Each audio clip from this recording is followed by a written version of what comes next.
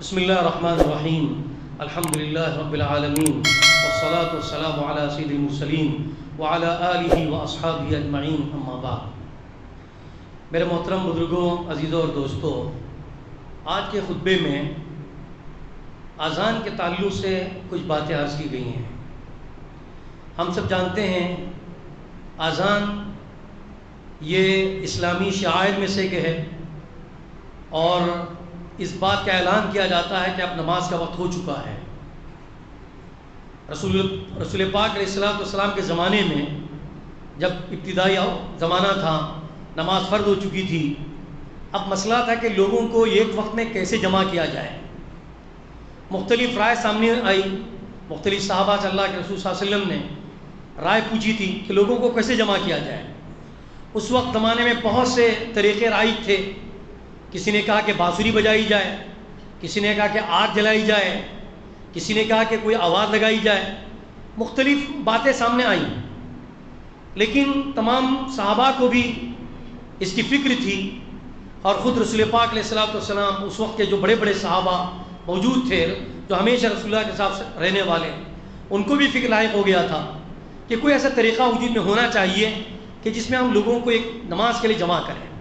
لیکن جتنے طریقوں کی رائے سامنے آئی تھی وہ سب مادیت کے طریقے تھے، یہودیت اور عیسائیت کے طریقے تھے، اور اللہ کے رسول صلی اللہ علیہ وسلم اس پر راضی کبھی نہیں ہوئے۔ تو اتفاق سے اللہ رب العزت کی طرف سے خواب دکھلایا گیا۔ بہت سے صحابہ نے اس کو خواب دیکھا۔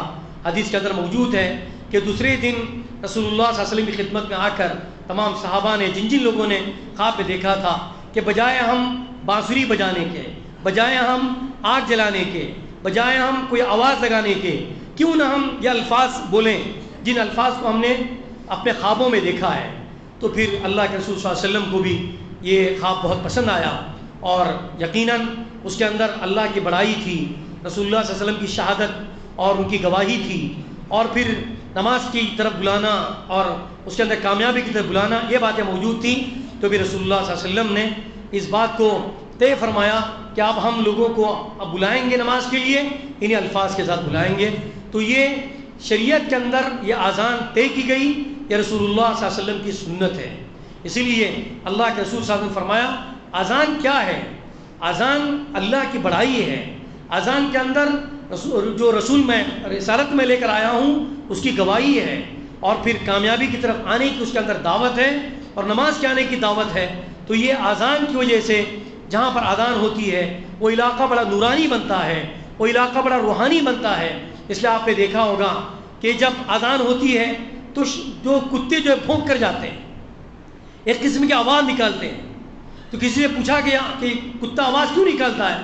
تو اذان ہونے کی وجہ سے شیطان بھاگ چلا جاتا ہے، اور ایسا نہیں بھاگتا ہے بلکہ ہوا خارج کرتے ہوئے بھاگ جاتا ہے۔ جیسے حدیث پاک کے اندر ہے، جس علاقے کے اندر، جس جگہ کے اندر، جس سرزمین پر اللہ کے بول بولے جاتے ہیں یا اذان کی آواز آتی ہے، تو پھر شیطان اور جنات اور شریر جو شیاطین ہوتے ہیں وہ اس جگہ کو چھوڑ کر بھاگ کر چلے جاتے ہیں، اور اس علاقے کو چھوڑ کر چلے جاتے ہیں۔ ان کو بھاگنے کو دیکھ کر جو ہماری نظر میں نہیں آتے ہیں وہ جو ہے جانوروں کی نظر میں آ جاتے ہیں، اس لیے کتے جو ہے اس کو دیکھ کر بھونکتے ہیں۔ اب دیکھیے کبھی کبھار فجر کی اذان ہو رہی ہے، بالکل سناٹا ہے، بالکل سناٹا، لیکن آواز کان میں اللہ اکبر کی آواز آتے ہی جہاں جہاں پر کتے ہیں سب بھونکنے لگ جاتے ہیں۔ تو اس لیے حدیث پاک میں بھی آتا ہے کہ بعض وہ چیزیں ہوتی ہیں جو انسانوں کو نظر نہیں آتی، وہ حیوانوں کو، جانوروں کو نظر آتی ہے۔ تو روایت میں بھی آتا ہے کہ شیطان بھاگ کر چلا جاتا ہے، اور ان کو شیطان نظر آتے ہیں جس کی وجہ سے وہ چیختے اور چلاتے ہیں۔ بہرحال سب سے پہلے گونجنے والی آواز کسی شہر میں رات کے وقت جب سناٹا چھا جاتا ہے، فجر کا وقت ہو جاتا ہے، تو پھر اذان مؤذن جو ہے اللہ اکبر اللہ اکبر اللہ اکبر اللہ اکبر شروع میں 4 کلمات کہتا ہے۔ اس کا مطلب یہ کہ اللہ سب سے بڑا ہے، اللہ سب سے بڑا ہے۔ ہم جس دکان میں بیٹھے ہوئے ہیں دکان بڑی نہیں ہے، جس دفتر میں بیٹھے ہوئے ہیں دفتر بڑا نہیں ہے، جس بستر پر ہم سوئے ہوئے ہیں یہ بستر بڑا نہیں ہے۔ اس کو انسان کے دماغ کے اندر داخل کرنے کے لیے کہ آپ آ جاؤ اللہ کی بڑائی بیان کرو، اللہ سب سے بڑے ہیں۔ نہ دکان بڑی ہے، نہ میرا کام بڑا ہے، نہ میرا آفس بڑا ہے، نہ میرا دفتر بڑا ہے، نہ میرا بستر بڑا ہے، نہ کوئی میٹنگ بڑی ہے، کچھ بڑے نہیں ہے. سب بڑا کیا ہے؟ اللہ اکبر ہے. اللہ سب سے بڑا ہے، اللہ سب سے بڑا ہے. 4 مرتبہ مؤذن جو ہے اس کی آواز لگاتا ہے ایک اذان کے اندر. اس کے بعد پھر مؤذن کیا کہتا ہے؟ اشہد ان لا الہ الا اللہ. کہتا ہے کہ میں اس بات کی گواہی دیتا ہوں کہ اللہ کے سوا کوئی معبود نہیں ہے، اللہ کے سوا کوئی معبود نہیں. گویا کہ اس اذان یہ اعلان کر دیتی ہے، اذان کے الفاظ، کہ کرنے دھرنے والی ذات اللہ کی ہے. اللہ کے علاوہ کوئی ہمارا کام نہیں بنا سکتا، کوئی ہمارا مسئلہ حل نہیں کر سکتا. مسئلے کو حل کرنے والی کی ذات اللہ کی ہے. کوئی ہم مشکل میں ہوں، کوئی دقت میں ہوں، ان دقتوں کو، مشاکل کو حل کرنے والی ذات صرف اور صرف اللہ کی ہے. تو مؤذن اس بات کو کہتا ہے کہ میں گواہی اس بات کی دیتا ہوں کہ اللہ کے سوا کوئی معبود نہیں ہے. پھر دوسری بات، واشہد ان محمد رسول اللہ. کیا کہتا ہے؟ میں اس بات کی گواہی دیتا ہوں کہ بے شک محمد صلی اللہ علیہ وسلم اللہ کے رسول ہیں. اس کا مطلب یہ ہے کہ اگر کسی طریقے میں کامیابی ہے تو اللہ کے رسول کے طریقے میں کامیابی ہے. اللہ کے رسول کا جو طریقہ ہے وہ اسوہ ہے، اس کا ایسا اسوہ ہے، ایسا طریقہ ہے جس کو فالو کیا جائے. انسان دنیا کے اندر کسی نہ کسی کو فالو کرتا ہے. آپ کسی مذہبی شخص کو دیکھیے اور کوئی اور طریقے کے لوگوں کو دیکھیے، اس کا کوئی نہ کوئی فالوور ہوگا کہ جس کو وہ فالو کرتا ہوگا اور اس کی اتباع کرتا ہوگا، اس کے پیچھے پیچھے چلتا ہوگا. لیکن بحیثیت مسلمان ہم سے یہ کہا گیا کہ آپ اپنے نبی کو فالو کیجئے، اپنے نبی کے طریقے کو اپنائیے. کھانے میں ان کا طریقہ، پینے میں ان کا طریقہ، لباس میں ان کا طریقہ، اپنے رہن سہن میں ان کا طریقہ، بولنے میں آپ صلی اللہ علیہ وسلم کا طریقہ، ہمارا جو چہروں کا جو طریقہ ہوتا ہے وہ اللہ کے رسول کا طریقہ، ہمارے بال اللہ کے رسول کے طریقے کے مطابق. یہ گویا کہ ایک مؤذن آواز دیتا ہے اشہد ان محمد رسول اللہ. میں اس بات کی گواہی دیتا ہوں بے شک محمد صلی اللہ علیہ وسلم اللہ کے رسول ہیں. اور جب اللہ کے رسول ہیں تو جو پیغام لے کر آئے ہیں، جو طریقہ لے کر آئے ہیں، وہ سچا طریقہ ہے، وہ نورانی طریقہ ہے، وہ روحانی طریقہ ہے. اس کو اپنانے میں ہی کامیابی ہے. اس کے بعد مؤذن کیا کہتا ہے؟ حیا علی الصلاۃ. آئیے نماز کی طرف، آئیے نماز کی طرف.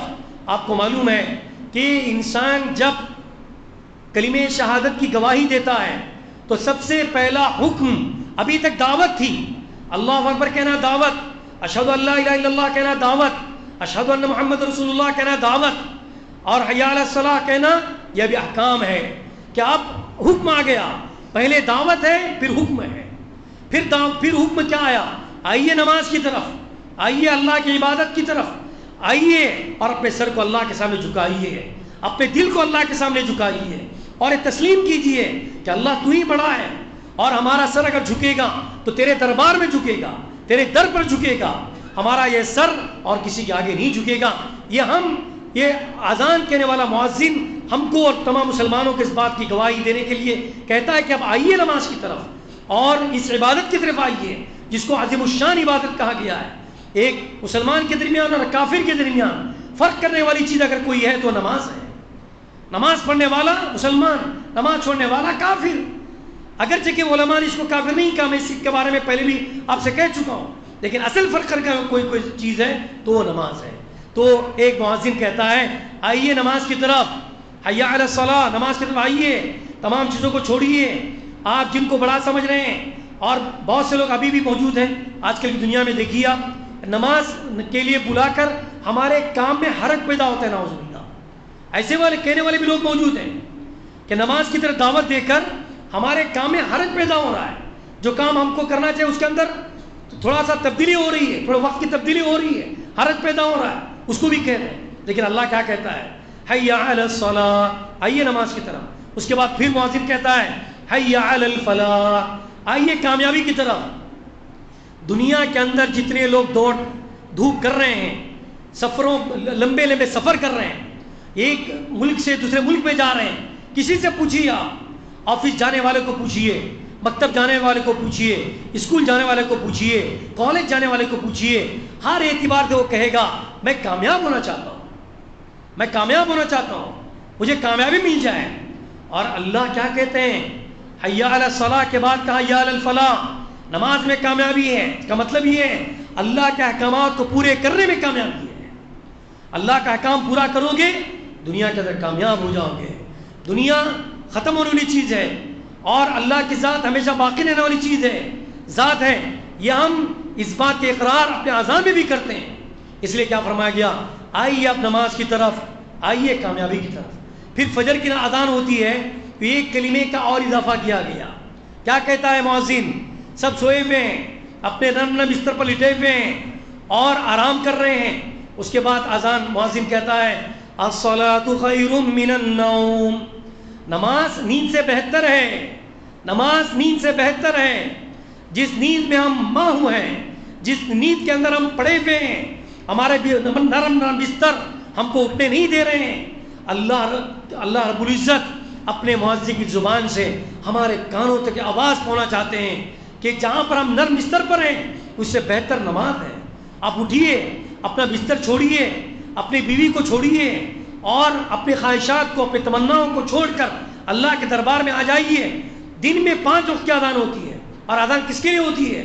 غیروں کے لیے نہیں ہوتی ہے، غیر مسلموں کے لیے نہیں ہوتی ہے، مشرکوں کے لیے، یہودیوں کے لیے، عیسائیوں کے لیے، مجوسیوں کے لیے نہیں ہوتی ہے، بلکہ اذان صرف اور صرف مسلمانوں کے لیے ہوتی ہے، تاکہ مسلمان معلوم ہو کہ کو بلایا جا رہا نماز کی طرف، اس کو معلوم ہو کہ مجھے کوئی کس کام کے لیے، کس کامیابی کی طرف بلایا جا رہا ہے۔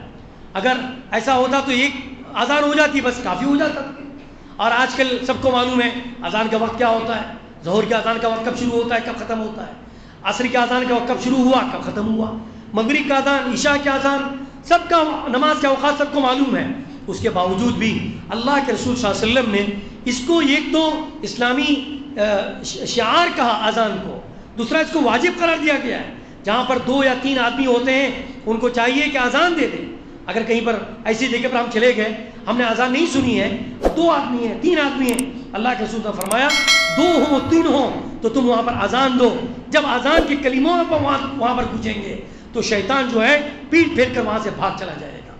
اسی لیے الصلاۃ خیر من النوم کہتا ہے۔ پھر وہی اذان کے آخر میں پھر وہی مؤذن جو اپنے الفاظ کو دہراتا ہے، اللہ اکبر اللہ اکبر۔ پھر سن لو اے میرے اللہ کے بندو، جہاں جہاں پر تم ہو سن لو، میٹنگوں میں ہو، دکانوں میں ہو، سن لو، اللہ سب سے بڑا ہے، اللہ سب سے بڑا ہے۔ اور پھر لا الہ الا اللہ، اللہ کے سوا کوئی معبود نہیں، وہی اکیلا ہے، وہی تنہا ہے، وہی سب کام بنانے والا، کامیابی دینے والا، رزق دینے والا۔ ہم جس کام کی طرف بڑھ رہے ہیں ان سب کاموں کو کرنے والا اللہ ہے۔ آئیے آپ نماز کی طرف۔ یہ گویا کہ 6 یا 7 پیغام ہیں اس اذان کے اندر۔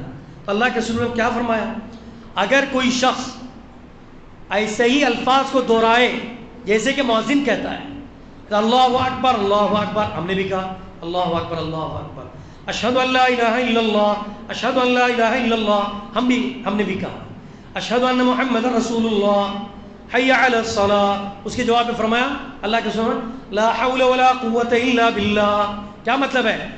مؤذن اذان کی طرف بلا رہا ہے لیکن نماز کی طرف لے کر آنے والی ذات اللہ کی ہے، اس کی طاقت، اس کی قدرت کسی کے پاس نہیں ہے سوا اللہ کے۔ ہم اس کے جواب میں کہتے ہیں لا حول ولا قوۃ الا باللہ، کوئی طاقت کوئی قدرت کسی کو نہیں ہے، نہ مجھے نماز پڑھانے کی کسی کو طاقت ہے، نہ مجھے روزہ رکھوانے کی کسی کو طاقت ہے۔ طاقت اگر کسی کے پاس تو اللہ کی ہے۔ اس لیے کہا گیا آپ ایک کلمات کو دہرائیے، لا حول ولا قوۃ الا باللہ۔ پھر مؤذن کہتا ہے حی علی الفلاح، اللہ کے رسول نے فرمایا مسلمانوں سے پھر کہو لا حول ولا قوۃ الا باللہ، کوئی طاقت کوئی قدرت والا نہیں ہے سوا اللہ کے، یعنی کامیابی دینے والی کی ذات بھی صرف اور صرف اللہ کی ہے۔ یہ کلمات کہنے کے بعد اللہ کے رسول صلی اللہ علیہ وسلم نے ہم کو کیا گارنٹی دی ہے؟ اس طرح کے کلمات کہو جیسا کہ مؤذن کہتا ہے، اور جس نے ایسا کہا دخل الجنہ، وہ جنت میں داخل ہو گیا۔ کتنی بڑی گارنٹی ہے اذان کے جواب پر، اتنی بڑی گارنٹی کہ اذان جس طرح سے مؤذن کہہ رہا ہے اسی طرح تم بھی کہو، اس لیے کہ اس کے اندر شہادت ہے، اس کے اندر اللہ کی گواہی ہے، اس کے اندر اللہ کی رسالت کی گواہی ہے اور اللہ کو ایک ماننے کی ہے۔ جب انسان یہ کرے تو ضرور بھی ضرور جنت میں داخل ہو جائے گا۔ اس لیے رسول اللہ نے فرمایا مؤذن جن کلمات کو کہتا ہے وہ کلمات اگر کوئی مسلمان دہراتا ہے اللہ رب العزت نے اسے وعدہ کیا ہے کہ اس کو جنت میں داخل فرمائیں گے. تو آپ بولیے اتنی بڑی چیز ہے عظیم الشان جنت میں لے جانے والی, ہم کتنے غافل ہوتے ہیں, ہم اپنے کام میں مشغول ہوتے ہیں. اس لیے کہا گیا کوئی کام میں مشغول ہوں تو ان کو روک کر پہلے اذان کو سنیں, اذان کا جواب دیں. پھر اذان مکمل ہو گئی تو اللہ کے رسول فرمایا یہ دعا جو پڑھے گا ایک تو جنت میں داخل ہوگا, دوسرا کیا ہے میری شفاعت, میری سفارش, اللہ کے رسول کی سفارش اس پر واجب ہو جائے گی. فرمایا اللہم رب هذه الدعوة التامة, اے اللہ اس مکمل دعوت کے مالک, والصلاة القائمة, بے شک نماز کھڑے ہونے والی ہے, یعنی میں قبول کرتا ہوں, میں تیری اس دعوت پر لبیک کہتا ہوں, میں نماز کھڑے والی نماز کے اندر شریک ہوتا ہوں. آتی محمد الوسیلہ والفضیلہ, اور ہم کہتے ہیں کہ اللہ کے رسول کو وسیلہ عطا فرما, فضیلہ عطا فرما. جنت میں اعلیٰ مقام ہے, یہ جنت میں اعلیٰ مقام, تمام نبیوں میں یہ مقام اگر کسی کو ملا ہے تو صرف اور صرف اللہ کے رسول کو ملا ہے. ہم کہتے ہیں آتی محمد الوسیلۃ والفضیلہ, اے اللہ محمد صلی اللہ علیہ وسلم کو وسیلہ بھی دے دے اور فضیلہ بھی دے دے. پوچھا کیا وسیلہ اور فضیلہ کیا ہے؟ جنت میں ایک بہت بڑا مقام ہے, اعلیٰ مقام ہے, کسی نبی کو اور نہیں دیا جائے گا, صرف آقا نامدار حضرت محمد مصطفیٰ صلی اللہ علیہ وسلم کو دیا جائے گا. جو اس طرح سے پڑھے, اللہ کے رسول کیا فرمایا, حلت لہو شفاعتی, میری سفارش اس کے لیے جائز ہو جائے گی, حلال ہو جائے گی, واجب ہو جائے گی. ایک طرف جو مؤذن کہتا ہے وہی الفاظ دہرائیں, جنت واجب, اور پھر نماز اذان کے بعد والی دعا اللہم رب هذه الدعوة التامة والصلاة القائمة آت محمدا الوسيلة والفضيلة وبعثه مقاما محمودا الذي وعدته انك لا تخلف الميعاد. یہ کہنے کے بعد پھر کیا اللہ کے فرمایا حلت لہو شفاعتی, میری شفاعت اس پر واجب ہو جاتی ہے. یہ تین چیزیں بتائی گئی ہیں, ایک وسیلہ, ایک فضیلہ اور ایک مقام محمود. یہ تینوں ایسے ہیں کہ جن کی خصوصیت اللہ کے رسول صلی اللہ علیہ وسلم کے ساتھ ہے. مقام محمود بھی جنت میں بڑا اعلیٰ مقام ہے. وسیلہ کے معنی جو سفارشی ہوں گے وہ بھی جو ملا ہے اللہ کے رسول صلی اللہ علیہ وسلم کو ملا ہے. اس لیے میرے بزرگوں اور بھائیوں, اذان کو ہم یہ سمجھیں کہ رسول اللہ صلی اللہ علیہ وسلم کی سنت ہے, اور اس کے اندر مؤذن کیا کہتا ہے آج کے خطبے سے انشاءاللہ آپ کو اس سے پہلے بھی معلوم ہوا ہوگا, لیکن آج ذرا سا فکر کے ساتھ سنیے کہ مؤذن کیا کہہ رہا ہے اور ہم اس کو کیا جواب دینا چاہیے, اور پھر اس کے کہنے پر ہم کو کیا ملے گا. انشاءاللہ آپ اس کا تذکرہ کریں گے تو یقیناً انسان کا جو دل ہے جنت کی طرف مائل ہونے والا, اللہ کے رسول کی سفارش کا انشاءاللہ حقدار ہونے کی جو تمنا ہے وہ انشاءاللہ اس کو تمنا اس کی پوری ہوگی.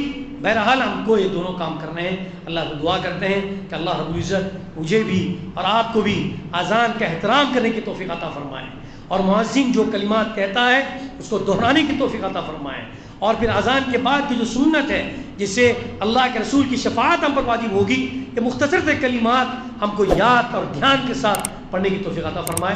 وآخر دعوانا ان الحمدللہ رب العالمین. سبحان اللہ وبحمدہ, سبحانک اللہم وبحمدک, نشہد ان لا الہ الا انت, نستغفرک ونتوب الیک. سبحان ربک رب العزة عما یصفون وسلام علی المرسلین والحمد للہ رب العالمین.